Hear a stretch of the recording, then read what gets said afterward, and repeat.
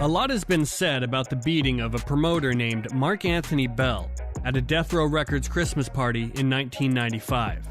It was even recreated in the Unsolved series on USA Network and Netflix that I was a co-producer on. But the details about what happened are wild, and I think this story establishes two big things.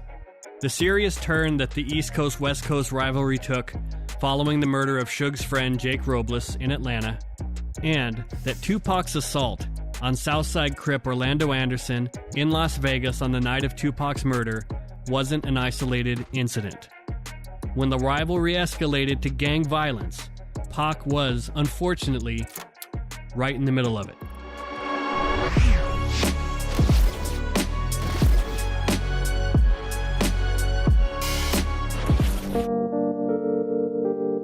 In August of 1995, Suge Knight gave his infamous speech at the Source Awards, where he dissed Puffy on stage.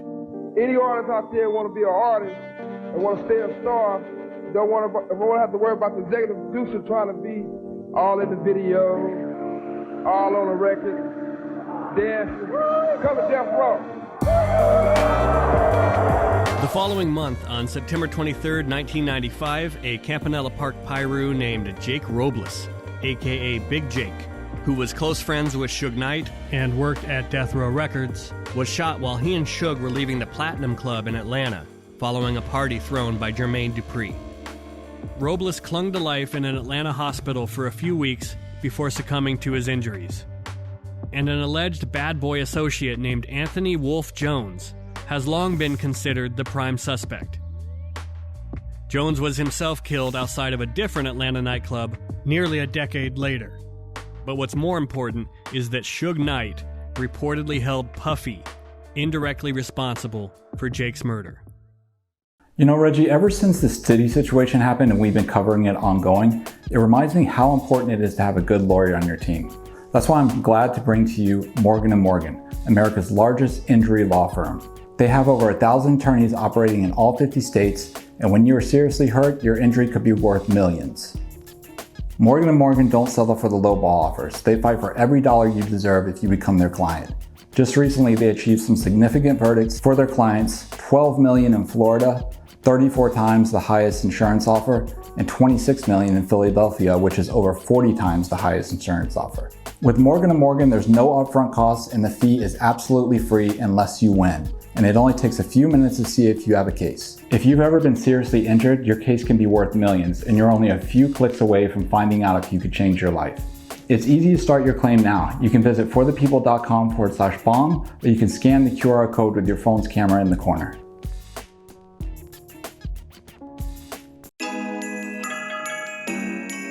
On December 15, 1995, just 3 months after Big Jake is shot in Atlanta, Death Row Records is having a Christmas party at a home in the Hollywood Hills. And a record promoter from New York named Mark Anthony Bell, who went to high school with Puffy, decides he wants to attend. He'd done work for various record companies and had worked for Death Row approximately 30 times, so he had a history with them. One of Bell's friends had been hired as a photographer for this Christmas party, and Bell wants to go to the party, but he doesn't have a ticket. So he goes with his friend, the photographer, down to Death Row's offices the afternoon of the party, and Suge's assistant either gives him a ticket or tells him he shouldn't have a problem getting in without one. On a previous visit to LA just a few weeks after Jake Robles died, Bell had been approached in the lobby of that same Death Row Records building after meeting with Death Row to inquire about work.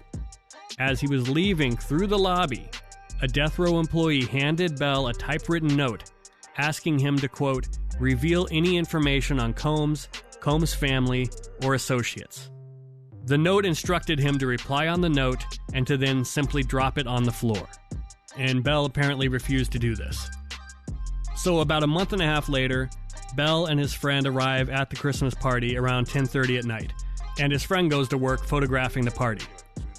And the following account of what happened has been cobbled together from multiple reports by the LAPD and the FBI. At around 2 a.m., Suge Knight arrives with an entourage, and while Suge is making the rounds, he encounters Bell and asks him, why didn't you cooperate previously? apparently a reference to the note he was passed weeks earlier at Death Row's offices. And Suge tells him, "You didn't want to cooperate," and that he's a man of his word and would do what he said. But Bell tells Suge that, quote, he didn't know anything and he didn't have any information regarding where Puffy stayed when he came to LA. But Bell tells him anyone can get the phone number for Puffy's office in New York and call him. And this turns out to be not the answer Suge wanted to hear. So according to Bell, Suge says to come upstairs where they could finish their conversation. And this is like the part in the horror movie where the audience is like, do not go upstairs. But Bell follows Suge upstairs to the VIP room where he's going to get a special form of VIP service. The people in the VIP room supposedly included a photographer for the New York Times and someone from MTV and various other media people, and also Bell's photographer friend that he had arrived with. And that friend asks him if everything's okay, and Bell says yes, but, quote, gave him a bad look. It's like, does this look like I'm okay?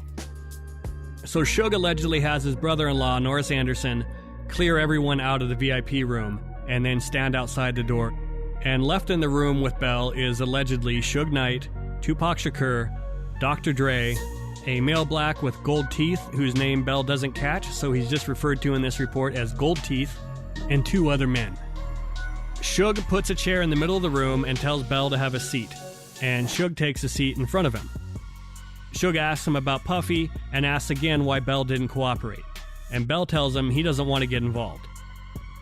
Suge asks him questions about Combs' parents, and where his mother lives, where Puffy's office is. And then this is interesting to me. Bell claims that Tupac would whisper into Knight's ear and he would ask more questions. So it's like Tupac is feeding questions to Suge during this interrogation. And during these questions, Gold Teeth offers his own input, which is hitting Bell on the side of the face. And he says, "This is for the person who died," most likely a reference to Jake Robles, "and we're going to kill you." And he or another person in the room also says, "That was our homie that died." So Bell is beaten with fists and champagne bottles, and Suge tells him he's going to have to deliver Puffy. And Tupac says Bell is lying about not knowing where Combs was at. And one of the other men tells him, "I could kill you now if Knight says so." And then Suge goes into the bathroom and comes out with a glass that Bell believes is full of urine.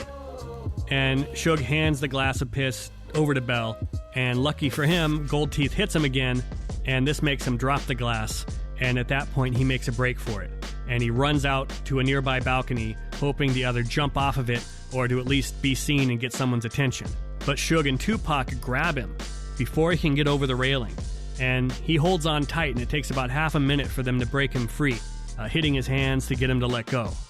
But lucky for him, even though he doesn't make it over, the gambit works, because downstairs, his friend the photographer sees him, quote, spread out on the balcony, and he thinks he sees Tupac making a stabbing motion at Bell. And as they're dragging him back into the room, Bell claimed that Tupac is hitting him on the neck. So they get him back inside the room, and Bell's friend said that he saw Suge come back outside and straighten out a Christmas tree. Because, you know, Suge's all about that holiday spirit. So the friend decides that Bell's life is in danger, and so he leaves and drives down the hill and flags down some police officers and tells them that Suge is up the hill trying to, quote, squeeze his friend for information, and that he's afraid that his friend was being stabbed. So the police take off up the hill to go check it out. Meanwhile, back inside the room, the altercation turns into a full-on beatdown after they've dragged Bell off of the balcony, with everyone hitting and kicking him and throwing things at him. And Suge supposedly says body blows only. And Gold Teeth puts Bell in a chokehold for a minute or two and says this is for our friend that died. And Bell nearly passes out and decides to just go with it, and he plays dead. And while he's on the floor, someone takes his watch off his wrist, and he also loses his gold chain and his wallet. And his attackers also consider taking his diamond earring.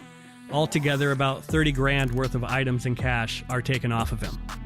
Then they back off and he stands up, and Suge suddenly acts like the beating never happened. And he offers him money, allegedly saying, if you come over to our side, I'll make you rich. And you can be a part of this team, I can make you rich. Do you want to make $500,000 or $1 million? Do you have friends that could deliver? So it's like, you may not know where Puffy stays in LA, but I bet you know people who do. And then they hear people talking on portable radios, and they get the heads up that the cops have arrived. And Suge walks Bell to the bathroom and tells him to clean himself up, and that if he wants his jewelry back, he can call Suge tomorrow and, quote, we'll talk about it. Gold Teeth then asked Suge, should I do him? And Suge was probably thinking, what, I just asked the guy to clean himself up and call me tomorrow. Like, weren't you listening? So Suge says he's good. And Gold Teeth tells Bell, you're lucky that he said you were good. And I think Gold Teeth needs to just settle down. So Bell cleans himself up. Suge supposedly tells Norris Anderson at the door not to let him leave until he's cleaned up. Suge and Tupac and Gold Teeth take off. I have no idea where Dre supposedly was in all of this. He's like a character who pops up at the beginning of a story and then the author forgets about him. So I have no clue if he had anything to do with this other than just allegedly being there. So Bell cleans up, heads downstairs, and he's met by a police officer who tells him that his friend was worried about his life. But since Suge and the others were only 10 feet away and he still feared for his safety, Bell told the officer that everything was all right.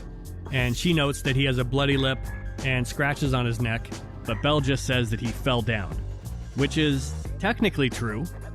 But since he doesn't really want to cooperate with the dude standing right there, he just wants to get out of there, so the officer calls him a cab and Bell leaves.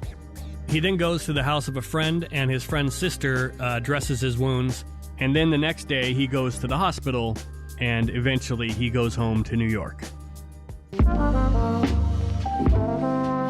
After returning to New York, Bell reportedly starts getting pages with the number 187, which he obviously interprets as threats. So the LAPD launches an investigation, even though he wasn't really cooperative at the scene, and they classify the case as a robbery due to the jewelry and cash that was allegedly taken.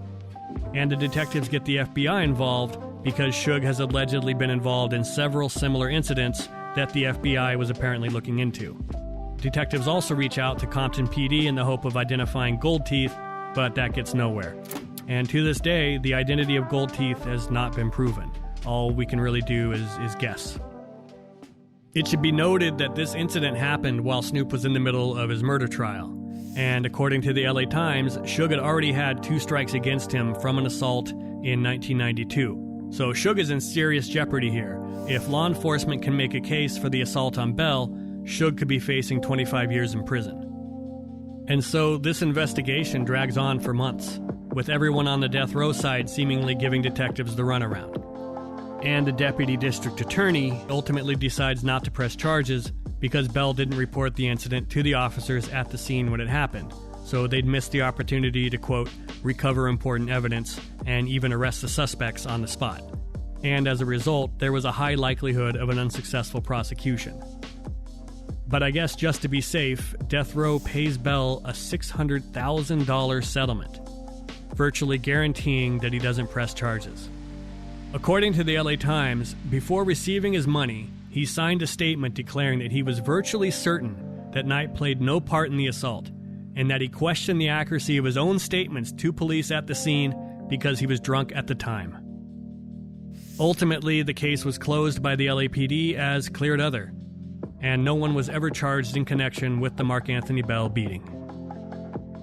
So, as the rivalry between Death Row and Bad Boy expanded beyond the recording studio, as violent gang members on both sides started getting involved, it went from a war of words to kind of an actual war with blood being spilled, as we all know. And 9 months after the Bell beating, Tupac was dead.